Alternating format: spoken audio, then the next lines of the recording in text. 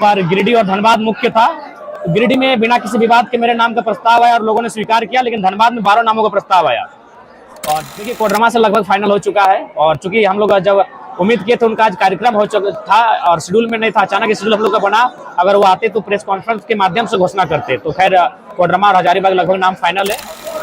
लगभग 6 सीटों पर 7 सीटों पर हम लोग चुनाव लड़ने की स्थिति में है और उन सभी सीटों पर हम लोग मजबूती के साथ चुनाव लड़ने जा रहे हैं। लगभग मनोज जो है उनके नाम, मनोज जी उनके नाम की शुमारी बन चुकी है, लेकिन अंतिम मोहर अभी बाकी है। और उम्मीद है हजारीबाग से संजय जी की लगभग परिस्थिति सामने आ चुकी है, उनके लड़ने की स्थिति। अब फिर भी जब वो दोनों सामने रहेंगे उनके उपस्थिति में ही प्रेस कॉन्फ्रेंस के माध्यम से घोषणा स्टार्ट होने जा रहा है। देखिए हम लोग लोकसभा प्रत्याशी, चूंकि धनबाद से आंदोलन का स्टार्ट हुआ था, धनबाद बोकारो दामोदर नदी, तो हमने सोचा था वहीं से, हमने वचन भी दिया था कि प्रत्याशी की घोषणा यहीं से होगी। तो इस बार गिरिडीह और धनबाद मुख्य था। गिरिडीह में बिना किसी विवाद के मेरे नाम का प्रस्ताव आया और लोगों ने स्वीकार किया, लेकिन धनबाद में 12 नामों का प्रस्ताव आया और 12 नामों का प्रस्ताव आया तो उन पर हम लोग समीक्षा करते करते 4 लोग बचे हैं।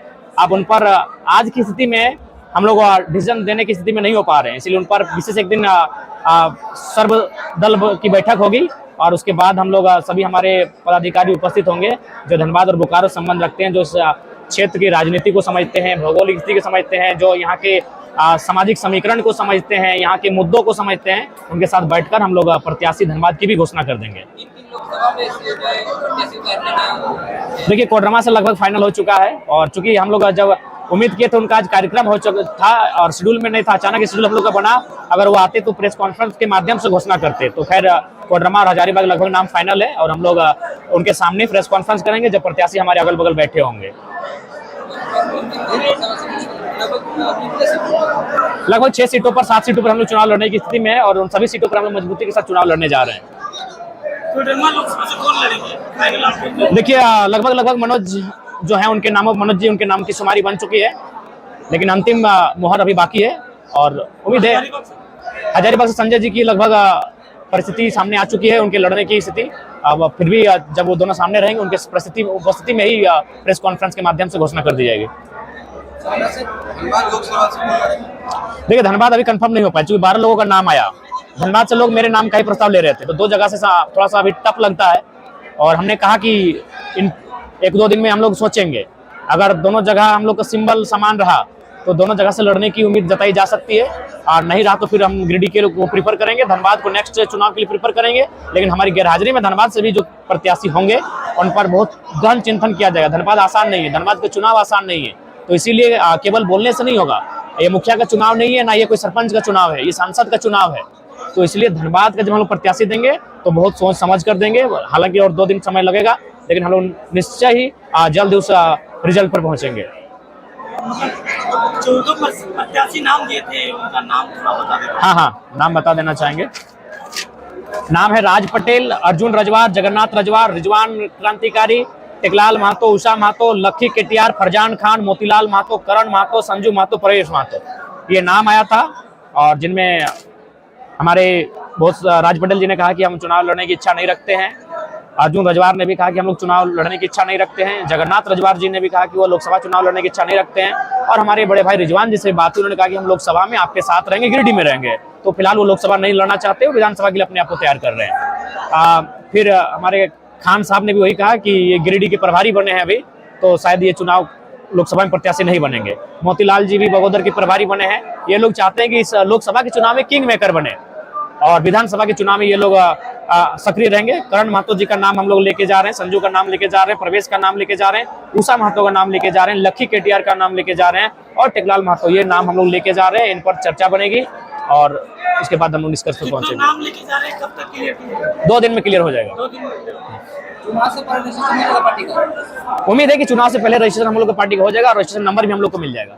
चुनाव किसी पहले अगर पार्टी रजिस्ट्रेशन नहीं हो पाती है तो पार्टी से जो है अलग-अलग होगा, तो फिर उसमें किस तरह की तैयारी रहेगी? उसमें बहुत टफ होगा, बहुत टफ चुनाव होगा और मेंटली बहुत परेशानी होगी, फिजिकली बहुत परेशानी होगी, लेकिन युवा है, उम्मीद है सिचुएशन को हैंडल कर लेंगे। इसके लिए भी तैयार है, हम लोग युवा हैं, हर सिचुएशन के लिए, हर एक परिस्थिति के लिए तैयार है। अगर रजिस्ट्रेशन हो जाता है तो आप धनबाद लोकसभा से चुनाव लड़ सकते हैं? संभावना है, 25% संभावना है कि दोनों सीटों को प्रेफर करेंगे, क्योंकि भारत के संविधान में एक व्यक्ति 2 सीटों से चुनाव लड़ सकता है। चुनाव जीतने के बाद पहला काम हमारा ये होगा कि यहाँ का जो जमीन जो लोग, देखिए सबसे पहला काम है कि इंसान की सबसे बड़ी संपत्ति क्या है। सबसे बड़ी संपत्ति मेरे अनुसार उसका जमीन का टुकड़ा है। आज जिस प्रकार से धनबाद बोकारो में अतिक्रमण बढ़ रहा है, जिस प्रकार कब्जा बढ़ रहा है, जिस प्रकार से बड़ी बड़ी कंपनियां यहाँ लूट रही है, तो सारी चीजों को रोका जाएगा। भूमि अधिग्रहण का जो बिल है उस पर बेहतर चर्चा किया जाएगा, ताकि गाँव के व्यक्ति की जमीन सुरक्षित रहे। दूसरी नौकरी पर चर्चा होगी, विस्थापन पर चर्चा होगी, पलायन पर चर्चा होगी, और झारखंड की झारखंडीय खतियान आधारित स्थान नीति उस पर चर्चा होगी। सर, गिरिडीह और धनबाद दोनों लोकसभा से जयराम महतो का ही नाम लिया जा रहा है। क्या जेबी के साथ जयराम महतो पे ही निर्भर है? देखिए, निर्भर नहीं है, लेकिन चूंकि मान के चले 7 महीने की पार्टी है, जब ऐसा भी आप कभी बोल सकते हैं कि 81 जितने भी लोकसभा क्षेत्र है सबसे आप मतलब आप उम्मीदवार के रूप में पेश हो जाएगा। माने ये आप कह सकते हैं, जिस प्रकार देश के प्रधानमंत्री, राज्य के मुख्यमंत्री, उनके फेस पर चुनाव लड़ा जाता है, तो कह सकते हैं केंद्र अध्यक्ष के नाम पर ही लोकसभा का चुनाव लड़ा जाएगा, और वहाँ प्रत्याशी अन्य होंगे, लेकिन विचारधारा केंद्र अध्यक्ष की ही होगी। आपकी पार्टी अभी तक रजिस्ट्रेशन नहीं हुआ, फिर आपने दावेदारी पेश करे कि 6 जगह से लड़ाई लड़िएगा, हर एक जगह अलग अलग सिंबल। अब बिल्कुल उसके लिए तैयार है, मेंटली प्रिपेयर होना होगा, उसके लिए हम लोग तैयार हैं। आखिर कहाँ पे कमी रही कि दूसरे प्रत्याशी अपना नाम नहीं बढ़ा पाए? देखिए, दूसरे प्रत्याशी शायद उनमें लोगों के साथ जुड़ने में कमी रही होगी, लेकिन उम्मीद है अभी विधानसभा का चुनाव बहुत दिन है, तब तक उस कमी को वो पूरा कर लेंगे। अपने समर्थकों से लास्ट में क्या मैसेज देना चाहेंगे उम्मीदवारों के? समर्थकों से कहेंगे धीरज रखें, नई पार्टी है तो थोड़ा सा समय लग रहा है, हर चीजें हमारे अनुकूल नहीं है, तो हम लोग अब कोशिश करेंगे बेहतर स्थिति में आकर चुनावी प्रत्याशियों की घोषणा की चर्चा पर पहुंचेंगे। में आप जातीय समीकरण को दरकिनार नहीं कर सकते हैं, हम लोग कोशिश करेंगे सर्वहित की भागीदारी हो, और ये प्रयास रहेगा।